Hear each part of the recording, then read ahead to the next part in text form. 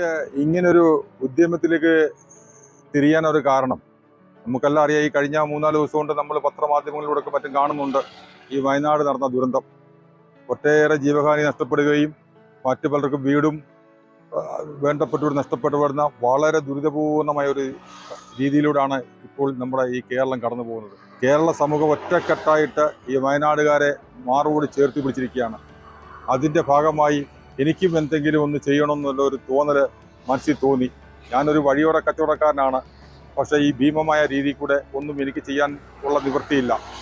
ഞാൻ ഇന്നലെ രാത്രി ഈ കാര്യം എൻ്റെ വീട്ടിൽ സംസാരിക്കുകയും എൻ്റെ ഭാര്യയുടെ മനസ്സിൽ നിന്ന് ഉയർന്നു വന്നൊരാശയമാണ്, നാളെ നമുക്ക് വിൽക്കുന്ന മുഴുവൻ സാധനത്തിൻ്റെ പൈസ മുഴുവനായിട്ട് ഈ വയനാട് ദുരിതം അനുഭവിക്കുന്ന ആളുകൾക്ക് കൊടുക്കണമെന്നൊരു തീരുമാനം എടുക്കുകയും അതനുസരിച്ച് ഞാൻ പെട്ടെന്ന് കാര്യങ്ങൾ ക്രമീകരിക്കുകയും കടയിലുള്ള സ്റ്റോക്ക് കൂടാതെ ഇന്ന് കുറേയേറെ സാധനങ്ങൾ കൂടി എടുക്കുകയും ചെയ്തു.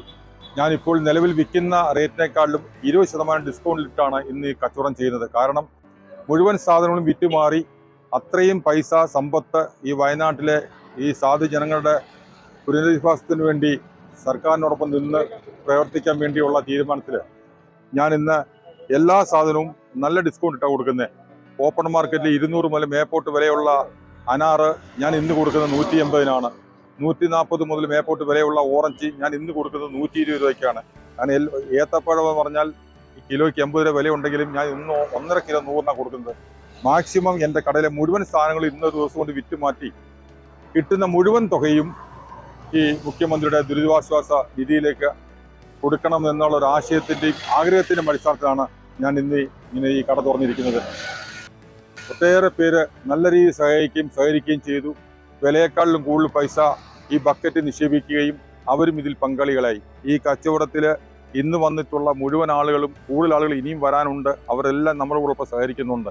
ഞാനിതിപ്പോൾ ഇത് ചെയ്യാൻ കാരണം ഇതുപോലുള്ള മറ്റാളുകളും ഇതേ ഒരു പ്രവൃത്തി ആവർത്തിച്ച് നമ്മളാൽ കഴിയുന്ന മുഴുവൻ സഹായങ്ങളും നമ്മുടെ വയനാട്ട് ജനങ്ങൾക്ക് വേണ്ടി എത്തിച്ചു കൊടുക്കണം എന്നുള്ള ഒറ്റ ആഗ്രഹം കൊണ്ടാണ് ഒരു വഴിയോര കച്ചവട തൊഴിലാളിയായി ഞാൻ ഈ ഉദ്യമത്തിലേക്ക് ഇറങ്ങിയത്.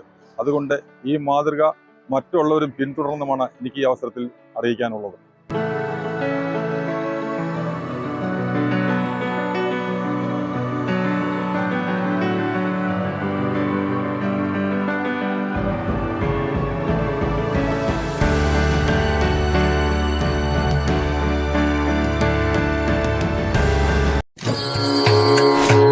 കൂടുതൽ വാർത്തകളും വീഡിയോകളും കാണാൻ ഈ ചാനൽ സബ്സ്ക്രൈബ് ചെയ്യുക.